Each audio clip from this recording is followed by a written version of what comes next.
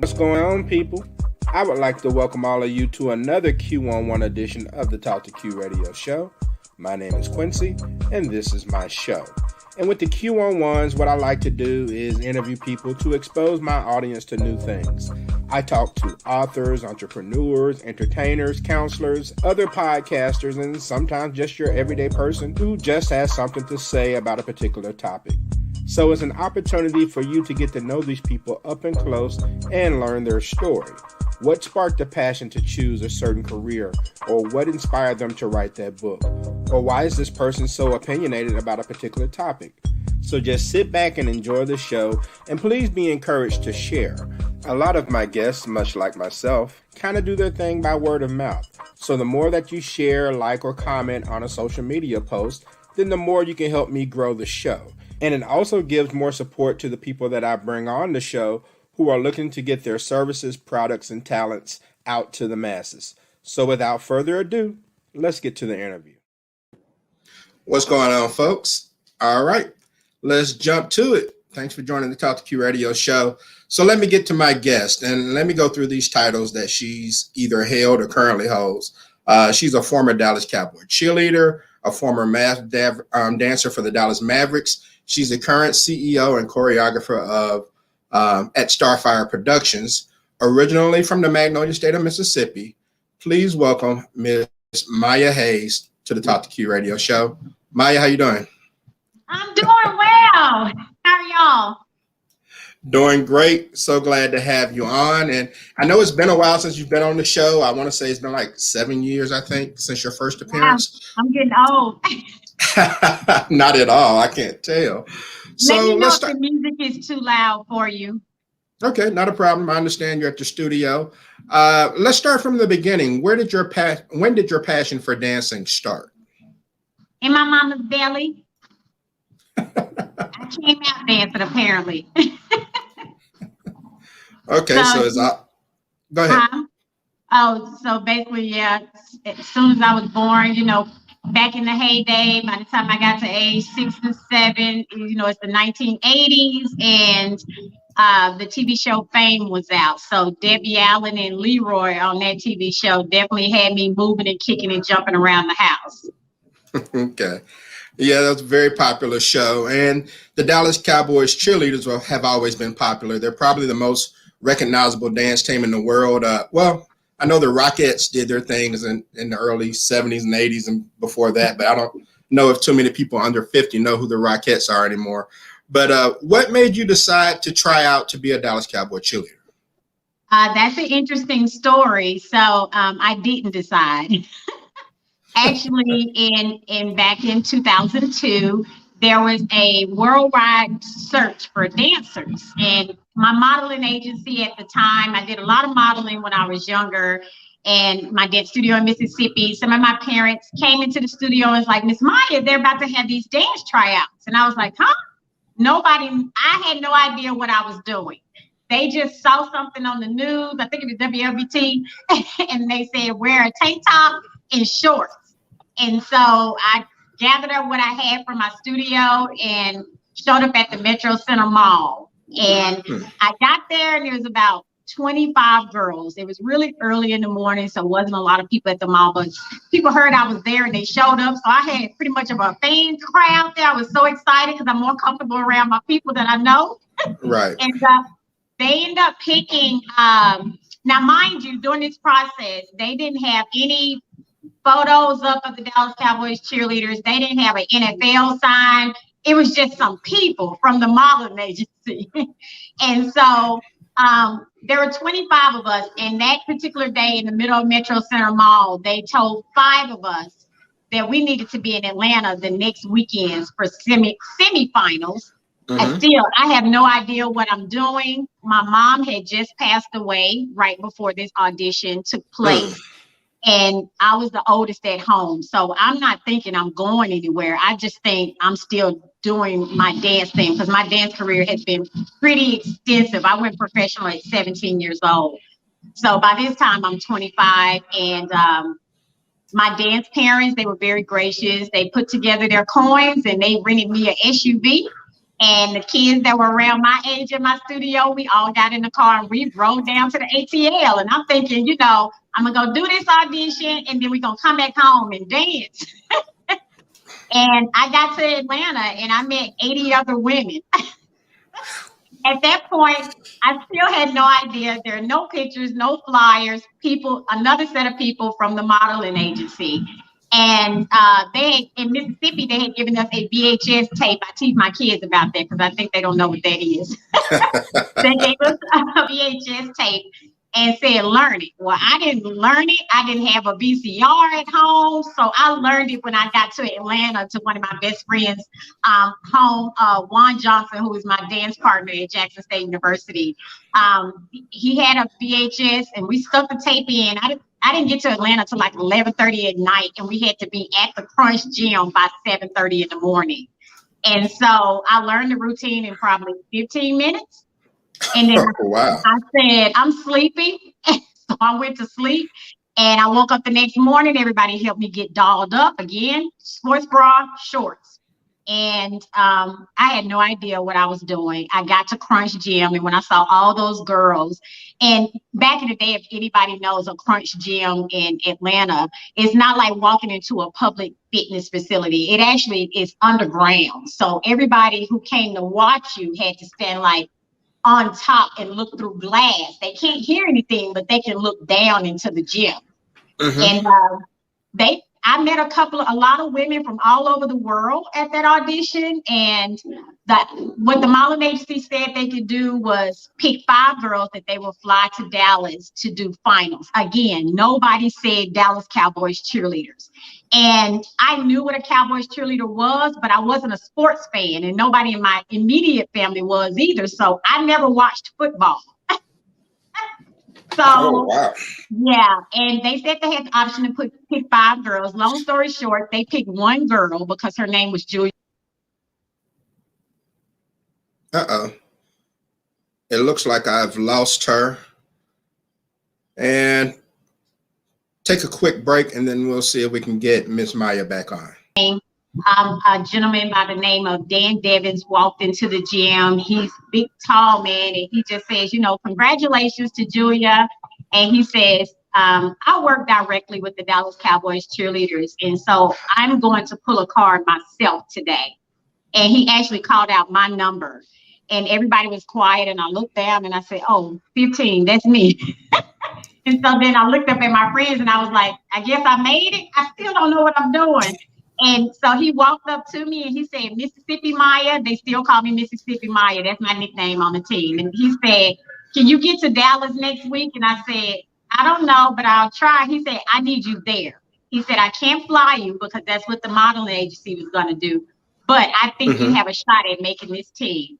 And when I showed up at Dallas, I met 400 plus other women. And I was like, is this guy crazy? And I had a pack of M&Ms, but to sew it all up, I learned not too many young ladies make this team the very first time that they try out. And I don't think I've ever tried out for anything that I didn't make the first time around. I've either not made it or I made it. And I starved to death that day. That was a 20-hour process where these days they break it up. And my number was called for training camp. So I had 2 days to move to Dallas. And I had to go home, explain to everybody that I got to go to Dallas for a week. Because they said training camp start next week. So I'm thinking it's like a week. I still don't know what I'm doing. I still didn't know. Dallas Cowboys cheerleaders, you mean like the NFL? I was not catching on. Even though we had 100-question test to take and you dance and then you got to learn choreography, it was tough. But I did make it into training camp, and I can say it's been one of the biggest highlights of my career after going into the NBA first. So that was my first tryout into the NFL. And as I start to learn from fans what a big deal the Dallas Cowboys cheerleaders were, I was able to embrace it and take it to heart what platform I had at that point. And it meant everything to me. And my sisters were able to come see me at my first game. So I wasn't by myself, but it was exhilarating. So I'm I still can very imagine. active these days. I'm still very active with the Dallas Cowboys cheerleaders, and I can say it's a big part of who I am in my life. Yes, and it is a really big deal from the charity work they do, dancing for the troops and things of that nature, going overseas. So it's a lot to being a Dallas Cowboys cheerleader for sure. Absolutely, and the go figures. So I'll give you a little history because it's Black History Month. I am the first born and raised African American to make it from Mississippi, from the entire state. There Whoa. have been other cheerleaders, of course, that were older. They cheered back in the 80s. They were not born and raised in Mississippi, but maybe their husbands were military or the family Hmm. moved there to retire. And when I learned that, I was like, wow, I just made a step in history.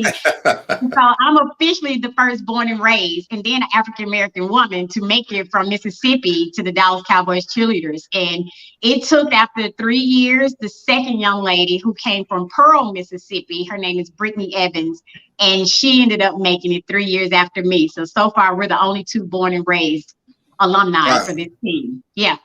that is great. See, you're gonna be the answer to a trivia question someday. So, Oh, so right now I'm on eBay. Oh, and my picture's up in the Smithsonian now.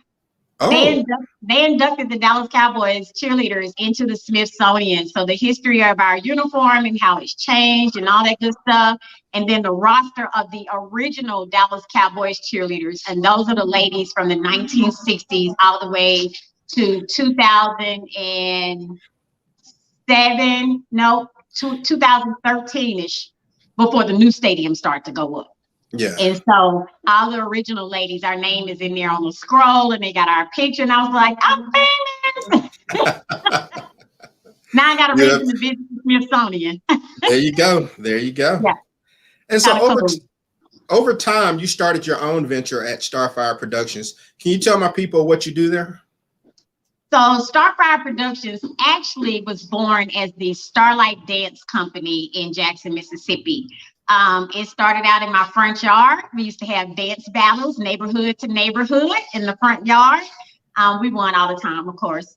And then in high school, I actually implemented a new dance team because at the time I was pretty much a ballet dancer, and the majorette style, of course, of the Callaway High School prancing chargettes. I tried out for that. My mom knew I wouldn't make it because I weighed like $105 at the time. And so I didn't make it, but they let me start a dance troupe at Callaway High School. And then when I turned 15, my father was in Japan. I told him, I said, Daddy, we in the front yard. And he said, I'm gonna send you some money. I said, well, I saw this space that maybe I can rent it. And I'm thinking like for a couple of practices. And my daddy footed the entire bill and Wow. really bought my first school when I was 15. It was inside the Metro Center, not the Metro Center. What is it called? The mall there off Woodrow Wilson. The Jackson Medical Mall. Yes, it's actually in there. So I sat between Alcorn State University and Jackson State University admin offices, and my dance studio sat in there. So that's pretty much where it was born. I was the Starlight Dancer Company, and I had a whole lot of kids. We had a ton of fun. Those kids won all the way to nationals for dance competitions, real dance competitions, where they actually have to do technical dancing and know what ballet is and know what a pirouette is. And I was just floored because my first year of Cowboys, I used to drive back home every weekend just to teach. And it became StarFire Productions probably by the time I turned 22. I switched the name to StarFire, and only because so my family and my dad and uncle and them always called me a star. And every time at Jackson State, my friends say, girl, you fire when you on stage. So I just put them together. And I was like, I went pro when I turned 17. So that's where Productions came from. And I said, I'm not a recital studio. I'm a Productions kind of girl. So it was born from there in the Maya Christine Dance Company. So it's definitely a lot of memories there. Some of my alumni recently just visited Dallas for a huge project I've been working on. So it was awesome to see them here and for them to meet the girls here. I brought the girls from Texas. We went to Mississippi to do a performance for the Dancing Dolls at their Buckadot. Definitely we were a different treat for that particular event. I allow my girls to do minor majorette, but I like to see brown girls dance, and they put on an amazing show. We got to do the Tiny and Shekinah VH1. The young lady from Chastain Middle School invited my team to come and perform for that, and they got a chance to meet celebrities. And Mississippi, they threw down. It's all on my YouTube channel, so the proof is in the pudding. But I always feel good when other parents, come from other teams and they walk up to me and they say, "Where is your school?" And one lady was like, "You need to give every parent up in here your card," because that was good. And I tell my kids, in Mississippi, it's hard to push against what's considered the norm, and to make sure that they stay true to themselves and know that they are above the rest. I mean, you know terminology, all of the dance styles technically correct. We don't call it hip hop if it ain't hip hop, right? That kind of thing. So I was very proud of them. Jackson State University featured us at one of their basketball games. I won't go into what happened there. Let's just say we were the only team invited back for any game we want to at Jackson State. And I felt very honored, being at my alumni school and them giving that compliment to my Mississippi MCDC that they were. And I think we summed up our season. They won the Super Bowl competition that was being held in New Orleans. And of course, we're the only minority team there. The other teams were huge. They got like 100 uniforms. My kids got one. And the kids like, "Miss Maya, look." I said, "Hey, we trying to fundraise. We from the SIP. We gonna do what we do, but y'all look good." One of my other dance moms made new uniforms, so they had their logo on it. They look great, and they actually won that competition. And they put the sensations down. The sensations danced, and everybody looked around. When my girls danced, everybody stood up. So I was like, check. So they were very good in Mississippi. And I always said that's my dream team. I'll never forget them. And watching them all grow up now is probably making me the most heart happy. And some of them were able to make it here again, like a project I just did last year. So I have some bigger things coming out soon. And I'm definitely not forgetting my Mississippi girls. That is wonderful. Definitely. Yeah. Is there a certain age range for the ladies who join your camp? So the dance studio itself starts at age 2. Sometimes you have mature 2-year-olds that aren't quite spoiled, so they know what get in the line mean. And my oldest student now is 98 years old. I have a senior dance line that age 75 to 98, and they do tap and jazz with me. The youth dance team, MCDC, has definitely gone on now for the past 18 years here in Dallas, and it has grown. I've watched kids graduate. I'm in the studio now with my current 2020, 2021 girls, and I keep getting girls every weekend. I get new girls. My parents will post something and they'll go, "What your baby doing? I want my baby to do it too." So, and I haven't had the heart to say, "No, we need to stop," because I haven't posted the new team picture yet. So right now I'm just featuring what we've been able to do since the pandemic started, and I was fortunately able to reopen. But we're, following all safety guidelines, mask in class, social distancing. So they're kind of mad they can't hug on each other, but we having a good time. Well, that's what I was going to ask you. With the pandemic, how has COVID affected you and what you do? It did affect a lot of small businesses. We had just finished competition for the 2019-2020 season in February, where my girls won first place. Hey. And we were headed back to practice. Then all of a sudden there was a shutdown. And, we were all hoping that it was something, not serious, and maybe we can open back up. And my landlord here at the studio hasn't been very forgiving. It's pretty much a business all the way around. We still had to pay rent. I'm in a strip mall. Everybody still had to pay rent. I did have some friends who had to close their studios officially for good. I felt really bad for them. My kids wanted to get back in the studio in May. And I said, "I don't think it's safe. We're going to have to wait, y'all." And they said, "Well, you want us to come to your house?" By any means necessary. They trying to get to my house to dance. And so, I told them, I said, "We're going to all pray about it. And, When we think it's safe enough to do so, we will. So I opened back up slightly in August. And of course, all of my girls who haven't graduated yet was like, we coming. And it's always a blessing when the girls come back year after year. Everybody whose child is in dance, it's not a cheap sport to participate in. And one thing that hits our minority community the most is funds. Either a lot of single family homes, or going through divorces, or they live with the grandparents. All kind of things happen to our kids. And here in Texas, the other Bible is the NFL. It's football or nothing. I'm talking about the city shut down for the high schools. I said in Jackson, they might give them a police escort. That's about it, but ain't nobody not going to work. These people out here shut down when their team's going to the championship. So we were able to get back in August. And for years, people kept saying, Miss Maya, you need a TV show. You need a TV show. And I kept saying, no, we don't. No, we don't. And they was like, why? Everybody used to see what your girls do. My girls have a phenomenal performance resume. I teach them how to write their resumes, and I tell them you can use this for college. And those who don't want to continue on for dance, at least when you get to college, they know you were not a lazy child.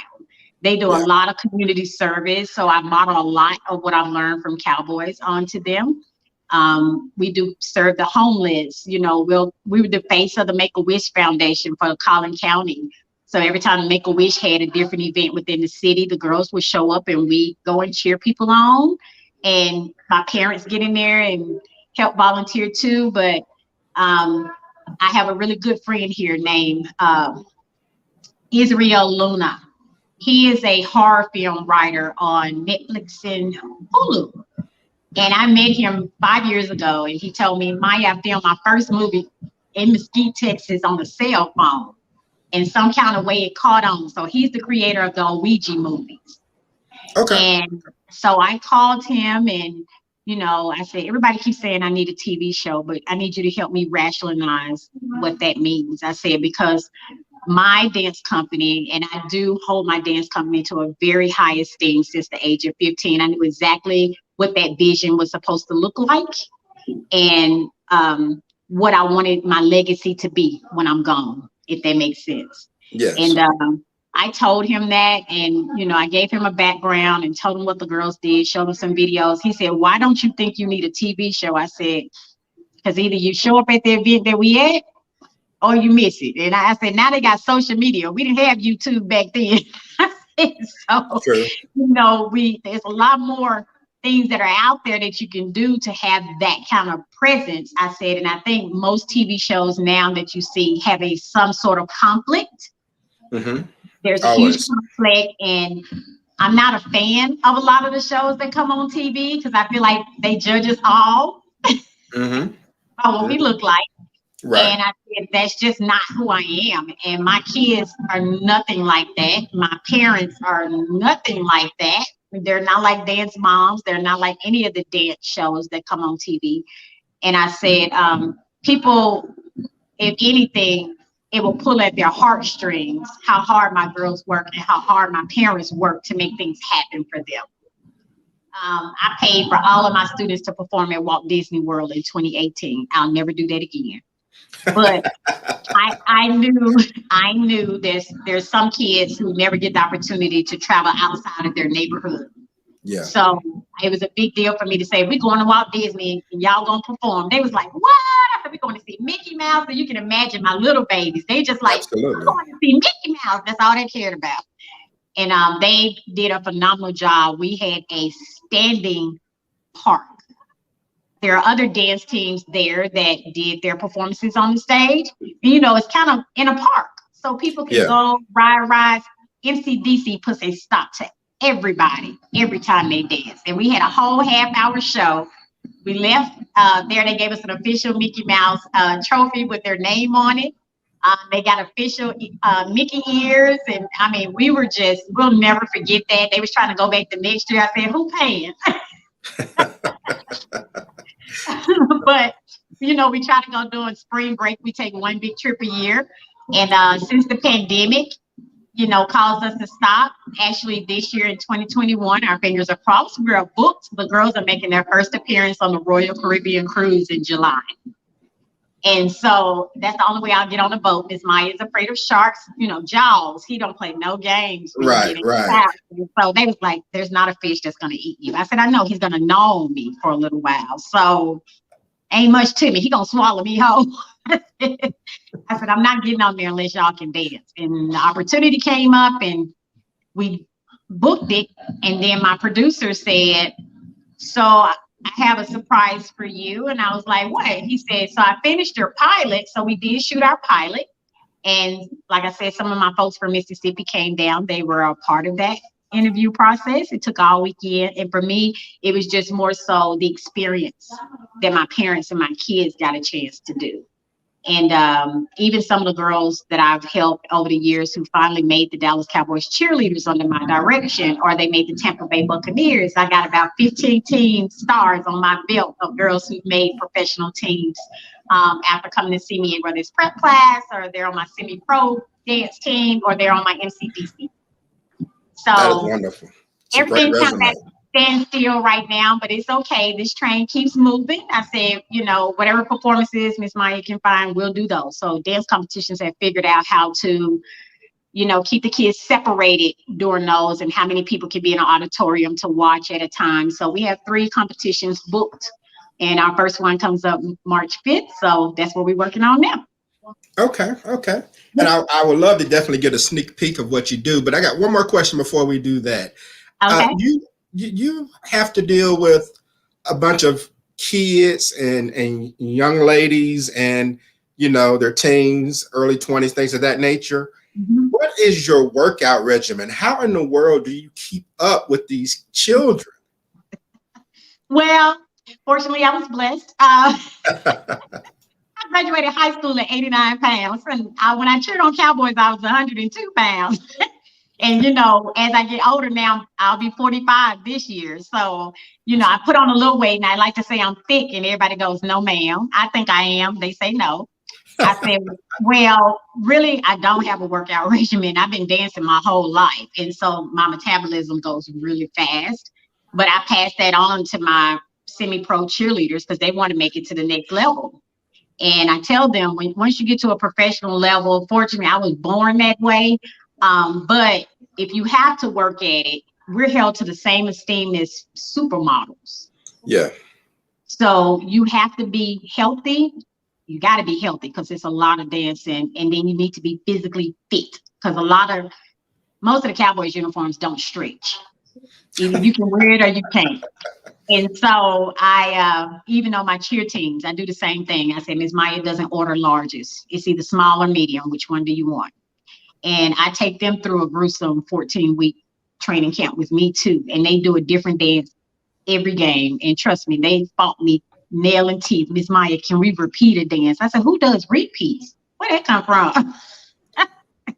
And so, but they learned a lot. And some of them made pro teams. I told them, this is what you need to have that professional work ethic before you try to move on to the next thing, because they literally would throw your application away. And that's anywhere you go if you don't know. And even my younger children, I say my dance team starts at age 3 and it goes all the way up to age 17. After that, they have to go pro. So I teach them, what you learn now, I promise you're going to use it for the rest of your life.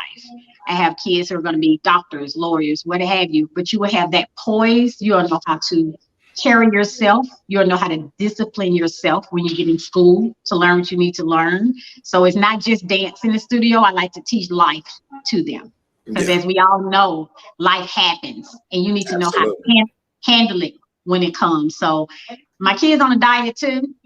No candy, no chips, no none of that in my studio. I say, is lettuce or a carrot stick? No, I'm just playing. I just tell the parents, and the moms go, oh, we want to trim up too. I said, come here and work out with us. I said, but you got to cut the junk food out, like cold turkey, no sugar. And every now and again, Miss Maya give pizza parties or Halloween, they're allowed to have candy. And they go, Miss Maya said, we can't have candy, but she bought a whole bunch of candy. So they be like, do we or do we not? I said this time because it's a party. So okay. And speaking of Halloween, I saw the pictures of your Halloween event, and you look exactly like Mary J. Blige. You really Everybody's always said that my whole life, and I don't do Halloween. I don't celebrate Halloween. I call it Hollow Dance. And so my kids always like, if we dress up, you got to dress up too. And I like going as simple as possible. I said, well, everybody said I look like Mary J. Let me go find a wig and do some makeup. And I copied one of her looks that I found on Google. And I said, I got that in the closet. I'll put that on. Yeah, you did that. I can just see you walking around kicking and strutting like Mary. I'm pretty sure it was entertaining. It was. I show out when I get in character. All right. So real quick, before we get to the studio, let the people know where they can find you online and how they can get connected with MCDC and StarFire Productions. Oh, definitely so. So my website is starfireproductionspro.com. So completely spelled out, starfireproductionspro.com. Everything you need to know about any of the semi-pro league cheerleading teams, all that's on there. The MCDC information is posted daily on our Facebook page. It's at StarFire MCDC, and then we have at StarFire StarFire Productions, either page. On Facebook and Instagram, I'm at StarFire Pro. You can always catch everything there, and the page for the team is at StarFire MCDC. I hope everybody, especially if you want to go to the higher levels, to definitely broaden your dance spectrum. Step away from what you know and learn what you don't know. Therefore, you can succeed. My mother told me when I was younger, she said, she did not mind if I wanted to dance. I always knew that's who I was. That's what I wanted to do. And my mom said, you need to learn the business side of it so that you have longevity. Yeah. And she's so right, because this year I'm celebrating 37 years. Wow. And I'm actually building my third dance studio in Togo, Africa. It opens in 2023. It was supposed to happen next year, but the pandemic, of course, caused construction to stop. Yeah. And so I'm hoping with the television project we've been working on, by the time it's time to start, I can't tell you who's picked up our show, but it did get picked up. It's going to be a huge surprise, and it's not Lifetime TV. But they're going to show, it's supposed to show my kids here and then my students that will be in Africa. I've always wanted to teach in Africa. And so I will be flying my senior girls on this team to Africa so that they can show those girls what they learned here with Miss Maya. And then those girls, they're going to teach them what they authentically do in their home. And they'll get a chance to see Africa. So I have a lot of things going on. And so, like I said, I stay busy, but I have high hopes. I like to see my girls succeed. None of it is about me, ever. I mean, Ms. Maya gonna show up fly to every performance because that's just who I am. I've been cute my whole life. So, but I like when people see them to say, wow, look how they hold their heads up. And they all smart. They're all very kind to each other. They're like truly like this sisterhood. And I'm watching my kids grow up. It's like night and day from last year right now. I'm not handling it too well, but Ms. Maya go through the boyfriends and all that. So everybody can always find me now. I try to use my social media platforms as much as I can. You can always message me there if you want to. And then if you Google StarFire Productions, it'll pop up. You can leave me a message on my website and I will get back to you. Okay. Well, that's great. I just got named new liaison for the NFL alumni. So I assist all minority girls going into the NFL going forward. So girls of all nationalities, if you're in the minority groups, they'll come see me. And then I will assist them in the state that they're in, wherever that cheer team is. Most of them want to come to Dallas. So I try to give them the highs and lows, the yes and no's, and how long do you need to wait before you audition? Because my guarantee is that I can walk you onto that team. I'm not the judge, but at least your presentation will get you very far. And so just to make sure you know the tools and you are prepared to move on to that next level. So I'm excited. That is great. One of the many titles that you hold, but that's definitely an important one. It really is. Yeah, after LeVar Ball hired me to run his entertainment teams, I run his entertainment teams for Dallas, Houston, Atlanta, San Antonio. Okay. And you know, he's all over the place. Yes, yes, he is. He is. All right, so you have some people there who are. I do. You want to see my babies dance? Absolutely. Let's see what you got there. Okay. I'll let them do their hip hop dance, one of them. Okay.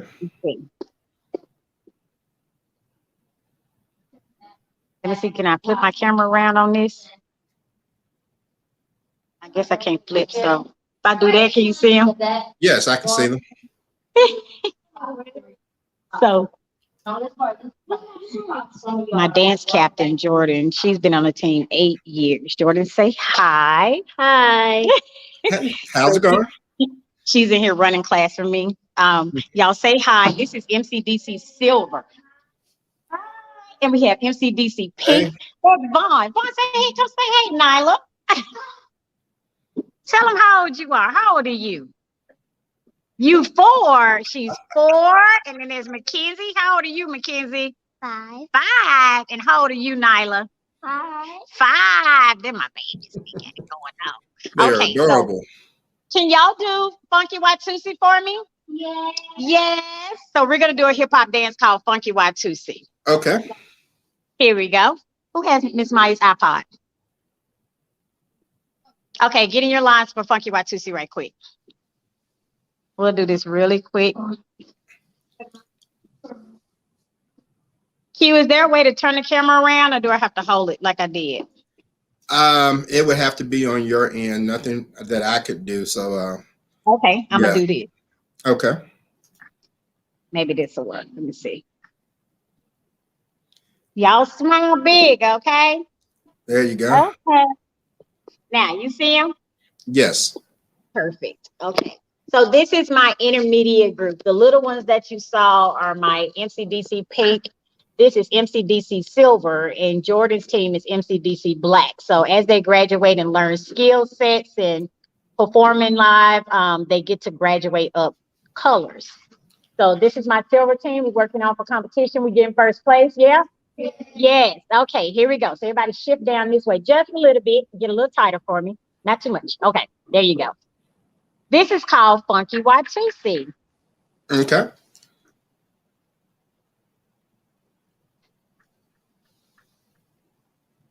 All right, y'all ready? We're just going to do Funky Watusi. Got it? Okay.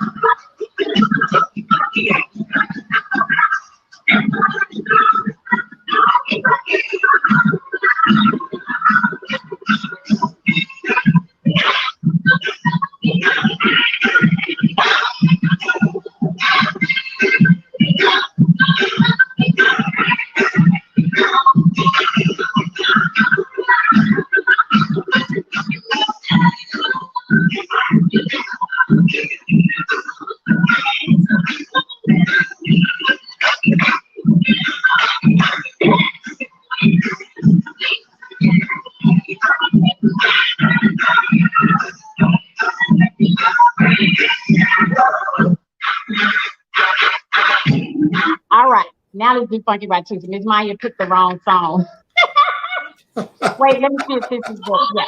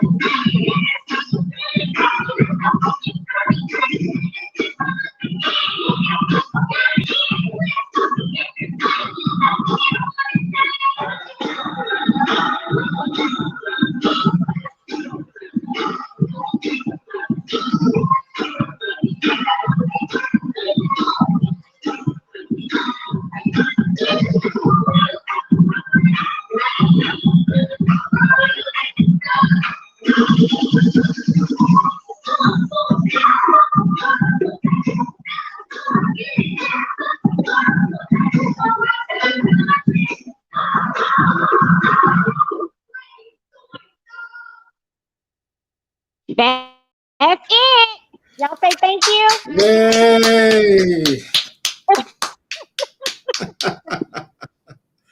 That was So you great. can tell we got a lot of work to do. So That was great. And that was yeah, also a blast from the past. I recognize that song from the early 90s. I have to school the kids on how, what Miss Maya used to do and how well, we know all the words. Yeah. So I think they're going to be great in competition. A lot of the girls on the team this year are brand new, like literally been here 2 weeks. So I am very proud of how far they've come so far, but it's drill sergeant time. So they look like they've been here before when they get on stage. Well, that is great. And Maya, I truly appreciate you taking the time from your busy schedule. And any Super Bowl plans for tomorrow? No, since my team is not in the Super Bowl, I will be watching, going yay for my cheer sisters on the other teams. But no, for the most part, I'll be working on competition stuff. I got a dance studio in Africa that's back in construction. So I stay busy. I work 7 days a week. Well, thank you for taking time to join the show. And hopefully it won't be another 6 or 7 years before we're able to do this again. I hope not. I'm definitely going to have to message you and let you know. I try not to say anything till everything's set in stone, and it's okay to verbalize some of my projects, and of course I haven't posted a whole lot either. Most people don't know what I do behind the scenes. So I would definitely keep you updated. Please do. Let me know what's going on. I wish you good luck with all your future endeavors. I know that you'll do well and be successful. And I'll be sure to provide links to your social media on the Talk to Q radio show fan page for those to be able to check you out and maybe get their girls to be a part of that. Yeah, last thing I'm going to say, if people have not started either following me or our social media pages, I recently posted our Black History tribute.